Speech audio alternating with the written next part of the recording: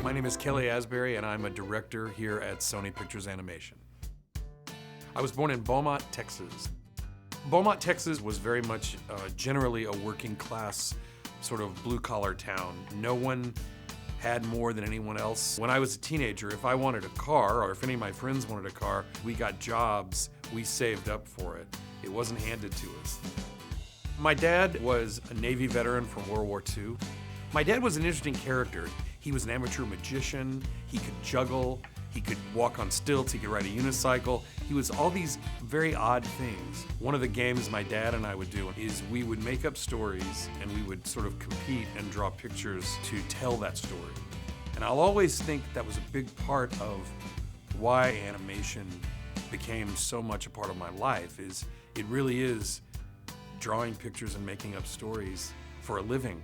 So I will always think that was the root of where I kind of started my animation love. My dad passed away when I was 12 years old from cancer. I think what that did, was really instill in me early on that I was gonna have to grow up. My mom instilled that work ethic, and she did always say that anything you want, you have to work for. Anything you want is not worth having unless you work for it. And that's certainly proven to be true in every aspect of my life. When I was 7 years old at the Jefferson Theater in Beaumont, Texas, at a matinee, my brother took me to see Snow White and the Seven Dwarfs. I remember I said to my brother, I really want to learn how to make my drawings move like that. You hear people say that they had a calling. I do believe that I had a calling to work in animation from that day forward.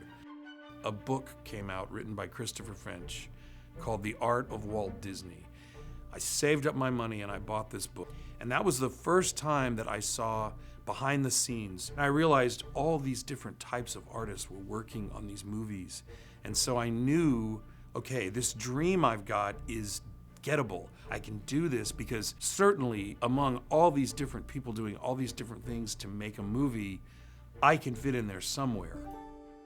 And there was a hero of mine that was mentioned in that book named Ken Anderson, who had long been an art director for Disney. I wrote a letter, of probably the biggest fan letter in the world. It was probably 10 pages long, just expounding about my love for Disney and how I want to work there. I sent a few examples of drawings, and he forwarded my letter to the production manager at the time. The guy's name was Don Duckwall. I never met Don Duckwall, but when I got the letter back, I thought it was some sort of gag. I thought, there's a guy named Donald Duckwall that works at Disney? It turns out he was an actual real person. He wrote me back a very nice letter, and he told me, here's how someone your age can nurture their talents to get into our studio and become a member of our staff. And he told me about a place called California Institute of the Arts. I spent the next 3 years focusing on getting in Cal Arts. It took me 3 tries. I went to a local university in Beaumont, Texas, called Lamar University. I really went there to develop a portfolio to continually submit to Cal Arts. And I was fortunate enough to meet an art professor there named Jerry Newman, Dr. Jerry Newman, who was a very well-respected artist regionally in Texas and Louisiana. A very intimidating guy, but I came to him and I showed him my work and I told him my goal of working in the animation business, and I gave him the whole story. And he said, okay, look, I can help you with this. He really, really researched what sort of artwork they were looking for. And one day he gave me 5 100-page sketchbooks that were empty. And he said, take these sketchbooks and take this crop of pens and go to the zoo and go to football games and go to ballets and watch your dog at home, whatever you have to do.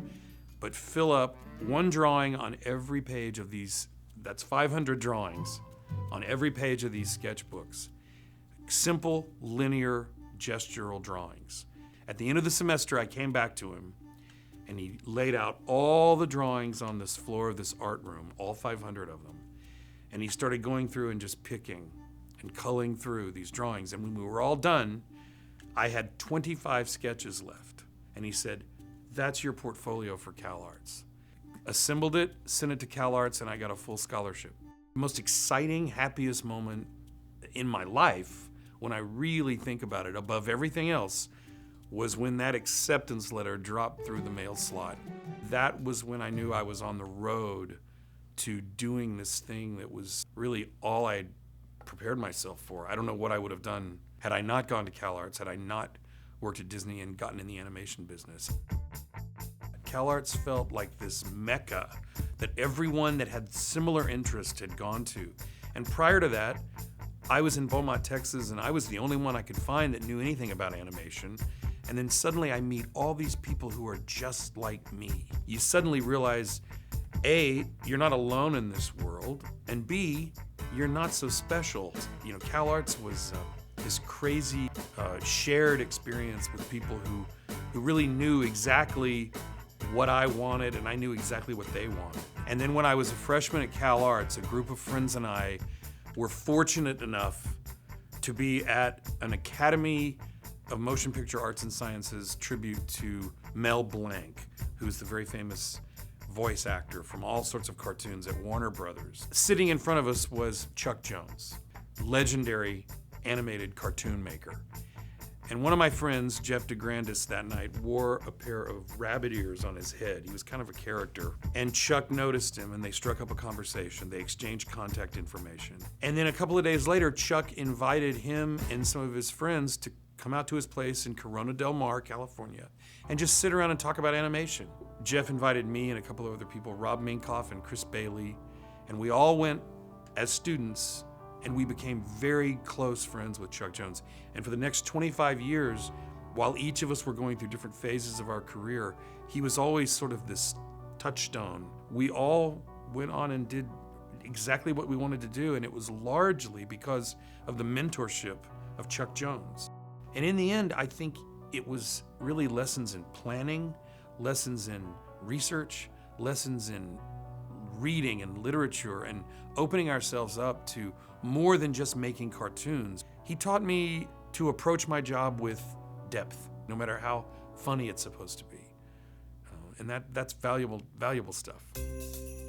My first job in the animation business was at a small studio in Burbank called Tom Carter Productions. And then while I was working there, a friend of mine who had gotten a job at Disney just one day called me and said, look, they want to talk to you because they need someone to storyboard something in the live action division, and they want to see your portfolio, so here's a number. So I called the number and got the job very quickly, and found myself at Disney after my second year at CalArts. After that movie was finished, I moved to the animation department, and I was asked to do in-between drawings for animation. And I did that for some time on a movie called The Black Cauldron. What's interesting about that is Life magazine did a story about Disney. They advertised basically and had a story about the future movies that are coming out. And one of them was the animated feature, The Black Cauldron. And I remember sitting in class in high school, and there was a friend of mine next to me, and I said, I'm gonna work on that movie. And she said, okay, great, you know. And then I did. And my first screen credit is on The Black Cauldron. I worked on several little projects, and then I was fortunate enough to be asked to do development work on The Little Mermaid. It was this huge hit, and it sort of reintroduced everyone to Disney fairy tales. So to have been part of the early development of that movie was amazing, still is amazing to me. And then I went on to work on Beauty and the Beast. In 1991, my good friend, the late, great Joe Ranft, who is a great story artist, at the time he was heading story on a movie called The Nightmare Before Christmas, which had been developed at Disney by Tim Burton.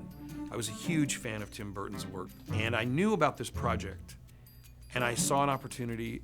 I sent some artwork up to the director, Henry Selick. He accepted the work, and I was actually allowed to leave Disney, still working for Disney, but I moved to San Francisco and worked on The Nightmare Before Christmas as a designer and an art director.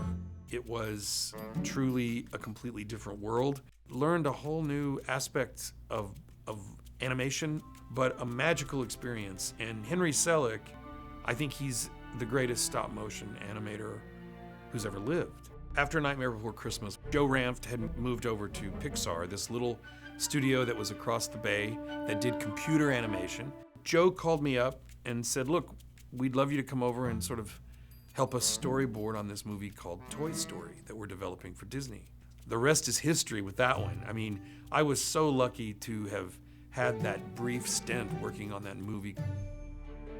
So I went on to work on James and the Giant Peach with Joe, another wonderful experience working with Henry. And around the time that James and the Giant Peach completed, word sprang out that Jeffrey Katzenberg had departed Disney after finishing The Lion King, and that he and Steven Spielberg and David Geffen were starting a new company called DreamWorks. The whole world just changed overnight. I chose to go to DreamWorks, and I was head of story along with Lorna Cook for the first film they made called Prince of Egypt. And I'll always see Prince of Egypt as this sort of great, grand experiment. There's a lot about that film that is quite beautifully done. When I started at DreamWorks, I let it be known to Jeffrey that I wanted to really be considered for directing possibilities. The first thing he sort of put me in charge of as a director was the early development of a movie called Shrek. Funny story based on a small children's book by William Steig. At the time, Chris Farley from Saturday Night Live had been slated as the voice to play Shrek, and the movie was tailored for him. Well, unfortunately, about a year and a half into our development, Chris Farley passed away tragically.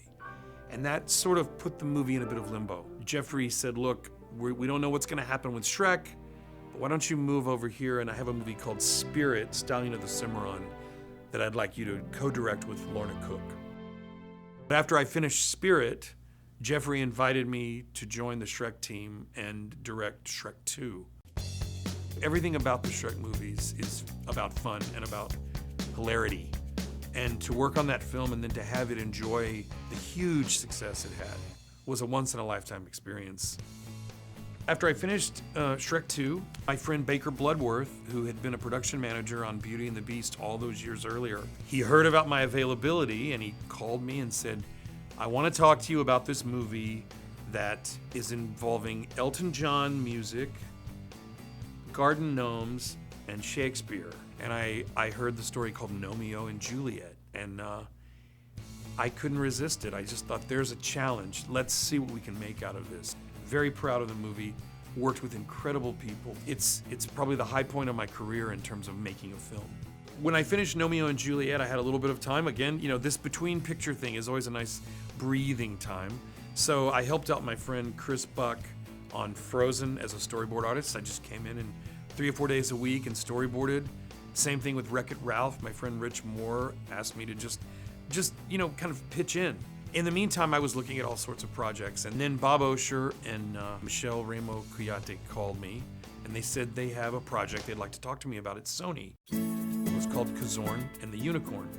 After about a year and a half of developing it, it became a little unclear what the studio wanted to do with the project. Sometimes that happened. And so Kazorn was sort of put aside for a while, and in the meantime, they said, look, we have another project we'd like to talk to you about, and it's called Smurfs. And they said, we want to do a complete reboot. And so suddenly I found myself researching. I go back to Chuck Jones, research, depth, development, really learning about the characters.